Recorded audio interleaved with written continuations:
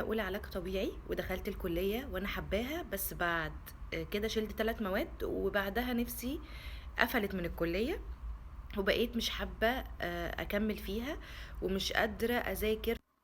أصدقائي الحلوين عاملين إيه؟ أتمنى إن شاء الله تكونوا كويسين. أنا دكتورة آلاء حاتم، وهنا كل ما يخص العلاج الطبيعي والطلبة. السؤال ده بصراحة وقفني شوية، علشان لمسني في حتة إن اللي كاتبة الكومنت هي زميلة لينا وحابة الكلية. انا كان اغلب الناس بتقولي انا مش عايزة اكمل في الكلية، انا حاسة ان انا دخلت الكلية وانا مش قادرة احبها وهكذا.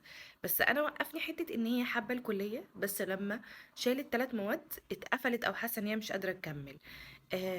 بصي انا مش عارفه انتي اسمك ايه، بس يعني خلينا النصيحه دي لكلنا او كل زمايلك. لو انتي حابه الكليه فعلا كملي فيها وخليكي متاكده ان انتي طالما بتحبي مجال يعني هتدي فيه بشكل كويس. فخلينا نحط ايدينا على المشكله، وهي مشكله ان انتي مش عارفه لسه تمشي في الكليه. خلينا نقولها كده. اتكلمنا قبل كده انه عادي جدا انك تحسي ان اول سنه تكوني تايهة شوية، مش عارفة تذاكري ازاي، لسه الانجليش مش متظبط معانا، لو انت الدنيا فيه مش كويسة، مش عارفة المواد بتتذاكر ازاي، لان هي مواد ميديكال. طبيعي ان انتوا لسه طالعين من ثانوية عامة، دخلت في مرحلة جديدة نهائي غير مرحلة الثانوي. طيب فاحنا الحل ان احنا اولا يعني نستعيد قوتنا تاني كده، ونصلي استخارة برضو ان احنا لو عايزين نكمل في الكلية ان شاء الله ربنا يكتب لنا الخير.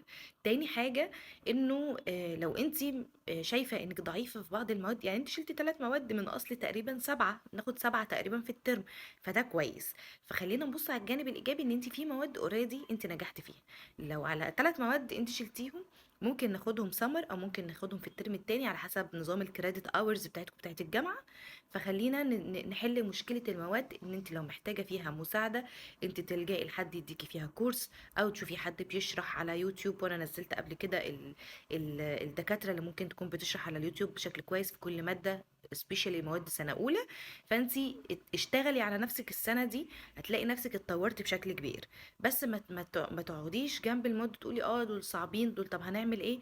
لا، في كتير زمايلك كانوا تايهين، وبعد كده لما لجأوا مثلا إنه ياخدوا كورس، او لجأوا ان هم يتابعوا حد بيفهموا منه كويس لو هم مش فاهمين قوي، او دكتور الجامعة بيشرح بسرعة، او الوقت مش مساعد مع دكتور الجامعة. ولقوا الدنيا بعد كده اتحسنت. تمام. ففكري كويس واطلبي المساعدة المناسبة ليكي، وإن شاء الله يكون ليكي فيها خير وتكملي. بس كده معلوماتنا النهاردة خلصت، أشوفكم في فيديو جديد.